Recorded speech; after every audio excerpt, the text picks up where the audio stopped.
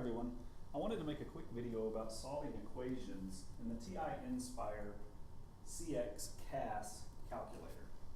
If you're going to use the calculator to solve equations, you might as well get the full benefit out of it. There's no reason to just use the calculator to help you with the arithmetic when the CAS, computer algebra system portion of the calculator, will solve equations for you.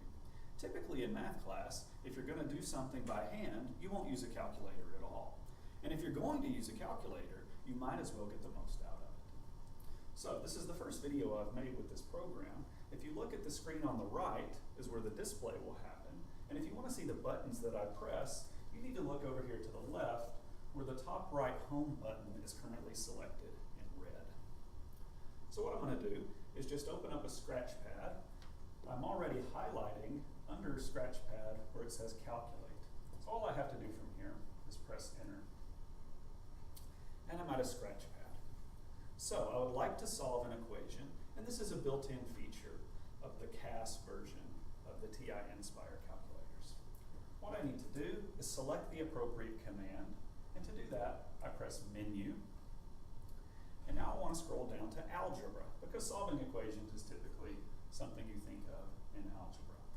So I scroll down, go to the right, and we'll learn how to use lots of these commands this year, but the solve command is the most basic one, and it's at the top.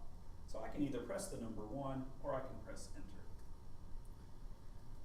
Notice the solve command is already here, and we already have a parenthesis opened on the left, and our cursor is inside where we're ready to give the syntax for the command.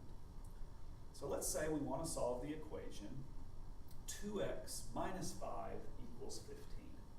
Well, all I do is type that equation. 2, go down to the bottom where all the letters are, x minus 5 equals is over here on the left, equals 15. Now, I don't want to hit enter quite yet. I need to tell the calculator which variable I'm trying to solve for. In order to do that, I press comma, which is at the bottom left, and now I tell the calculator what variable I'm interested in. Obviously, I'm just interested in the variable x because that's the only one in my equation. So now I can close parenthesis and press enter. So we obviously get x equals 10. That's great, that's wonderful.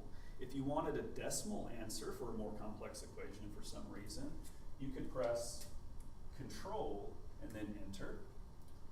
Notice above the enter button, you see some wavy blue lines. That's approximately equal to, and instead of an exact answer, you'll get a rounded decimal answer. So let's look at this command in a little bit more detail. I'm going to bring up the solve command again and show you what it's capable of. So menu, algebra, solve. Now, let's say you're in Algebra 1, and at some point you have the equation of a line written in a standard form. If you're in my Algebra 1 class, don't worry, you're going to learn that later this year. So let's say that I have the equation of the line 3x plus 4y equals 12. The CAS portion of this calculator can manipulate this equation algebraically just like you would on paper. So what you do in algebra a lot is you isolate one of the variables. Let's say we want to isolate the variable y. I'm going to tell the calculator to solve for the variable y. So I type the equation just like I did. I press comma, I tell it which variable I want, and then I close parenthesis. So when I press enter, there we go. Y is negative 3 times x minus 4 all over 4. Now you are going to have to take that calculator output and deal with that algebraically, because if you're one of my geometry students, perhaps you remember, you normally wouldn't write the equation of a line that way. But the CAS portion of the calculator can definitely give you a head start, especially when you're dealing with more complex equations. So anyway, I'll make more videos about the calculator as we encounter some of the other commands, but this is definitely a good command.